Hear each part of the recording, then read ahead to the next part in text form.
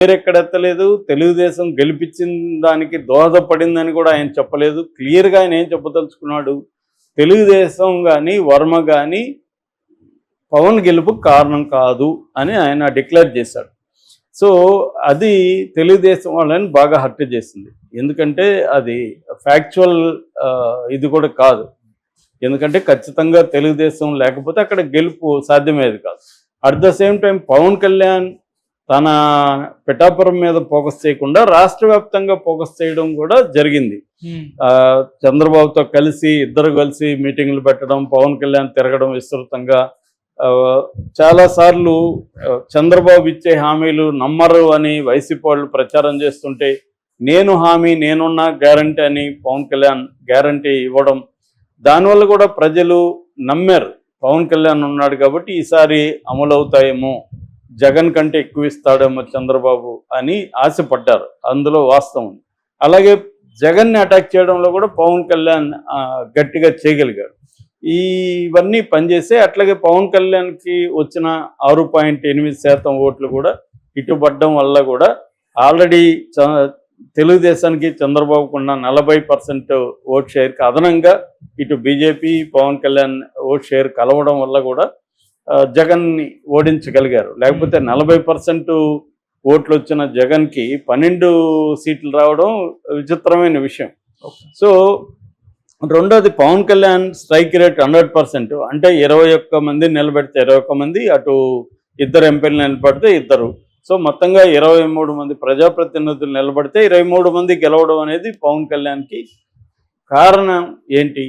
చంద్రబాబు లేదా Telugu Desam vote share అటు convert కాకపోతే పవన్ కళ్యాణ్ ఆ స్థాయిలో ఇప్పటివరకు గెలవలేదు కదా. 10 ఏళ్లుగా పవన్ కళ్యాణ్ తను కూడా గెలవలేదు. ఒకే ఒక్కడు గెలిచారు, అతను కూడా పోయి వైసీపీలో చేరాడు. అంటే ఇప్పటి వరకు జనసేనకి ప్రాపర్గా ఎమ్మెల్యేనే 10 ఏళ్ళుగా లేరు. స్వయంగా పవన్ కళ్యాణ్ 2 చోట్ల ఓడిపోయాడు. అంతకుముందు వాళ్ళన్న కనీసం ఒక చోట గెలిస్తే ఇతను 2 చోట్ల ఓడిపోయాడు. ఈ నేపథ్యంలో చంద్రబాబు, తెలుగుదేశం లేదా కొన్ని చోట్ల బీజేపీ హెల్ప్ లేకపోతే పవన్ కళ్యాణ్ కూడా గెలిచేవాడు కాదు. అసలు పవన్ కళ్యాణ్ జనసేనలో నిలబడిన చాలామంది తెలుగుదేశం వాళ్ళే. తెలుగుదేశం నుంచి అటు వెళ్ళిన వాళ్ళు కావచ్చు, లేకపోతే తెలుగుదేశం సానుభూతి పరులు కావచ్చు, వీళ్ళే గెలిచారు తప్ప పవన్ కళ్యాణ్కి అంత నాయకత్వం కూడా లేదు అసలు. సో పట్టుమని 4 పేర్లు చెప్పమంటే జనసేన స్టేట్ వైడ్ లీడర్స్ ఎవరు అని చెప్పమంటే చెప్పలేని పరిస్థితి ఇప్పటికి కూడా ఉంది. అంత బలహీనంగా జనసేన ఆర్గనైజేషన్ పరంగా ఉంది. సో ఈ కాంటెక్స్లో నాగబాబు ఇలా మాట్లాడడం, దాని తర్వాత దానికి అదేదో అంటారు కదా, అగ్నికి ఆజ్యం పోసినట్టుగా పవన్ కళ్యాణ్ కూడా మనం ఈ 10 ఏళ్లుగా అనేక సార్లు పడ్డాము, మళ్ళీ నిలబడ్డాము, నిలబడమే కాకుండా 40 ఏళ్లుగా ఉన్న తెలుగుదేశాన్ని కూడా నిలబెట్టాము అనేది ఆయన మాట్లాడాడు. ఒకే సభలో ఇద్దరు ఇలా అన్నదమ్ములు మాట్లాడేసరికి ఒక్కసారిగా తెలుగుదేశంలో ఒక తీవ్ర వ్యతిరేకత వచ్చింది. అది చంద్రబాబు మీద వ్యతిరేకతగా మారింది. మీరిచ్చే అలసు వల్లే కదా, అదే వర్మకు కానీ మీరు ఎమ్మెల్సీ లేదా ఏదైనా మంచి నామినేటెడ్ పోస్ట్ ఇచ్చుంటే ఈ నాగబాబుకి ఎంత ధైర్యంగా మాట్లాడే పరిస్థితి వచ్చేది కాదు. ఆయన్ని మీరు పట్టించుకోకుండా ఆయనకు అన్యాయం చేశారు వర్మకి. నిజానికి వర్మ కానీ రెబల్గా కంటెస్ట్ చేస్తుంటే పవన్ కళ్యాణ్ ఓడిపోయాడు ఖచ్చితంగా. ఎందుకంటే ఆయన 2014లో కూడా రెబల్గా కంటెస్ట్ చేసి గెలిచిన వ్యక్తి ఆయన. సో అలాంటి వ్యక్తి ఎందుకు సపోర్ట్ చేశాడంటే, మీరు హామీ ఇచ్చారు ఎమ్మెల్సీ ఇస్తామని, అది ఇవ్వలేదు. ఇవ్వకపోయేసరికి దీనికి ఇవ్వకుండా చేయడానికి కారణం పవన్ కళ్యాణ్ వద్దన్నాడు కాబట్టి చంద్రబాబు ఇవ్వలేదు. ఎందుకంటే పవన్ కళ్యాణ్కి వర్మ బలపడడం ఇష్టం లేదు. అది ఒక పర్మనెంట్ నియోజకవర్గంగా పవన్ కళ్యాణ్ ఫీల్ అవుతున్నాడు. దాన్ని ఎస్టాబ్లిష్ చేసుకోవాలంటే అక్కడ ఇంకెవరో కూడా నాయకులు ఉండకూడదు. సో అందుకనే పెన్నెం దొరబాబు కానీ, ఇటు ఆమె పేరేమి వైసీపీ నాయకురాలు, నేను పేరు మర్చిపోతుంటాను, ఆమె కానీ, సో వీళ్ళిద్దరినీ కూడా పార్టీలో, ఆమె ఇంకా చేరలేదు, బట్ పెన్నెం దొరబాబు చేరాడు. సో అక్కడ ఏంటంటే ఇంకా వేరే పార్టీలో నాయకత్వం ఎదగనీయకుండా చూసుకోవాలి. తర్వాత తన పర్మనెంట్గా ఒక చంద్రబాబు కుప్పం ఎలాగో, పులివెందుల జగన్కి ఎలాగో, లేకపోతే హిందూపురం ఎలాగో, ఇప్పుడు మంగళగిరి ఎలాగో లోకేష్కి, అలాగా తనకు కూడా ఒక పర్మనెంట్ నియోజకవర్గంగా పిఠాపురం పెట్టుకోవాలనేది పవన్ కళ్యాణ్ ప్లాన్. పవన్ కళ్యాణ్ వైపు నుంచి ఇదంతా కరెక్టే. కానీ తెలుగుదేశం వాళ్ళకి ఇది హర్టింగ్గా ఉంది.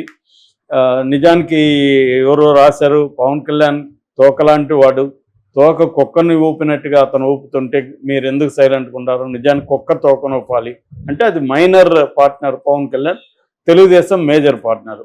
కానీ మైనర్ పార్ట్నరు మేజర్ పార్టీని నేనే నిలబెట్టానని మాట్లాడుతుంటే గమ్మున ఎలా ఉండాలి అన్న విమర్శలు తెలుగుదేశంలో విస్తృతంగా వచ్చాయి ఈసారి. కానీ దాన్నంతా పట్టించుకొని చంద్రబాబు డైరెక్ట్గా చంద్రబాబు ఆ స్థాయి నాయకులు ఖండిస్తున్న పరిస్థితి లేదు. సో అందుకని ఇప్పుడేమైందంటే జనసేనలో కూడా నాగబాబు మాట్లాడిన దాని పట్ల కొంత వ్యతిరేకత వచ్చింది. ఈయన కొంప ముంచెట్టున్నాడు. ఎందుకంటే ఇప్పుడు విడిపోతే, ఒకవేళ గొడవలు వచ్చి విడిపోతే నష్టం ఎవరికి? చంద్రబాబుకి 2029 వరకు ఏం నష్టం లేదు, ఎందుకంటే 134 సీట్స్ ఉన్నాయి, అబ్సల్యూట్ మెజార్టీ ఉంది, వాళ్ళకి అధికారానికి వచ్చిన ఇబ్బంది ఏమి లేదు. నిజానికి చంద్రబాబు మీద డిపెండ్ అయ్యే మోడీ ఉన్నాడు అక్కడ. కాబట్టి చంద్రబాబు ధైర్యం చేయట్లేదు. కానీ చంద్రబాబు ధైర్యంగా నిలబడితే మోడీ అయినా భయపడాల్సింది తప్ప ఏమి ఉండదు. కానీ చంద్రబాబు అంత ధైర్యం చేయట్లేదు, భయంతో ఉన్నాడు. నిజానికి అంత భయపడాల్సిన అవసరం లేదు. కానీ చంద్రబాబు ప్లాన్ ఏంటంటే 2029 దృష్టిలో పెట్టుకొని ఆయన జాగ్రత్తగా ఉన్నాడు. ప్లస్ ఆయన మీద ఆల్రెడీ కేసులు ఉన్నాయి. ఈ వయసులో మళ్ళీ జైలుకి ఏమైనా పంపిస్తారేమో, మోడీ ఎంతోమందిని జైలుకి పంపించాడు, వాళ్ళ రాజకీయ జీవితాలని ఖతం చేశాడు. అలాగా ఎందుకు చివరి రోజుల్లో మనం ఇబ్బందులు పడాలి అనేది చంద్రబాబు కొంత